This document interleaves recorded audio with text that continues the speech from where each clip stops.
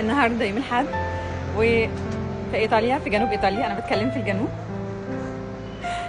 في الجنوب، ماليش دعوه بالشمال، بتكلم في الجنوب. هنا عندهم عادات وعندهم ترابط اسري زي الموجود عندنا في مصر.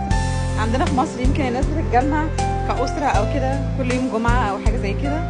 هنا الحد هو الاجازه، هنا مش الجمعه. فالنهارده ماما بتحضر حاجات كتيره جدا. النهارده كلنا هنتجمع وكله بيجي بالاطفال، العيله كلها يعني بتبقى على نفس الترابيزه.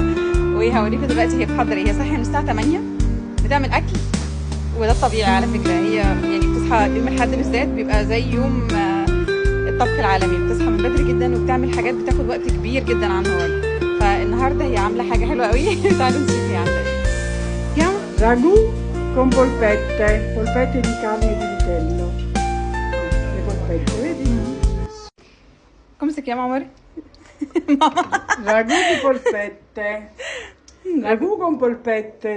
Che cosa dentro? Carne di vitello, carne, pane, formaggio, uova, prezzemolo.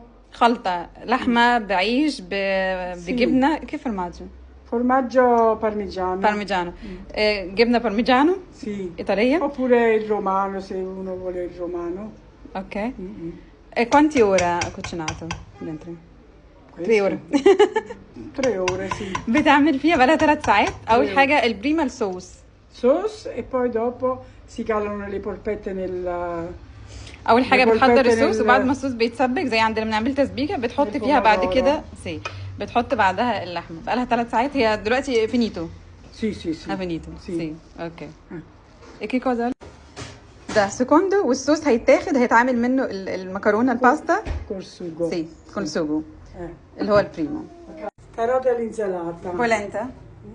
Sì. Carote bollite e Bollite. poi adesso le condisco con olio, prezzemolo, aceto, ده sale. جزر مسلوق. بتسلقه الاول وبتحط عليه بعد كده زيت وثوم وبقدونس وملح. Sale, sì. ملح. ده الغدا النهارده. questo è il pranzo per oggi domenica. Questo è il contorno. كونتورنو.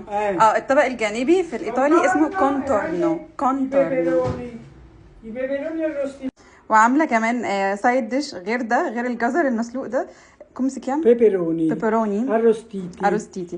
ده فلفل مشوي. فلفل مشوي وبعد كده تحط عليه زيتون وزيت. اوليفه. سالة. ده برضو كونتورنو 2 كونتورنو وكوستو البريمو. فزي ما شفتوا كده الغدا النهارده عباره عن كذا حاجه، كذا جزء. اول حاجه الانتي باستو، تاني حاجه اللي هي المقبلات، وبعد كده بيبقى البريمو اللي هي المكرونه، والسكوندو اللي هي اللحمه، وبعد كده بيبقى فيه جنب اللحمه بيبقى فيه الكونتورن اللي هو الجزر والفلفل اللي احنا شفناه. وبعد ما نخلص خالص في الدولشي بيبقى كافيه وجنبيه حاجه مسكره. وبس كده. ده الغدا النهارده في يوم الاحد. وبونا دومينيكا. تشاو.